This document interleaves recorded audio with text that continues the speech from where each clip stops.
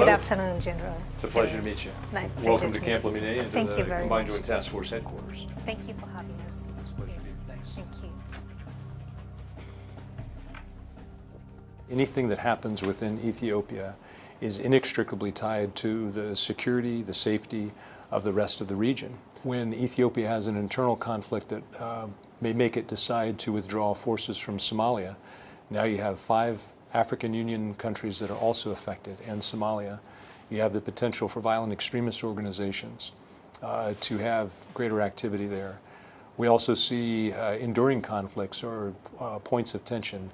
The border conflict between Sudan and Ethiopia, that risks of that turning, or perhaps with the Grand Ethiopian Renaissance Dam with the GERD, that it would change the calculus there. There's a risk that other countries may look at Ethiopia's internal focus as an opportunity to take something, whether it be a military action or stronger political action, when Ethiopia is not credibly able to either continue operations or negotiation.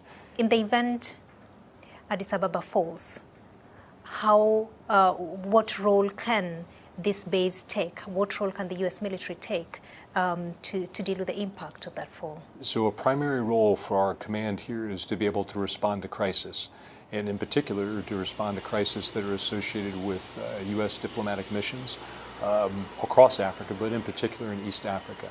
We have done an incredible amount of planning and preparation to be able to respond, to assist in evacuation, to reinforce an embassy, to do a larger scale evacuation if necessary, both for U.S. personnel, U.S. citizens or dual citizens, or those from other countries.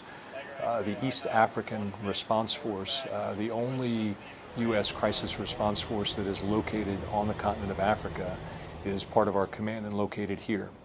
So we bring capabilities together from each of our joint services and allies and partners to any sort of crisis, and Ethiopia is obviously very concerning for us.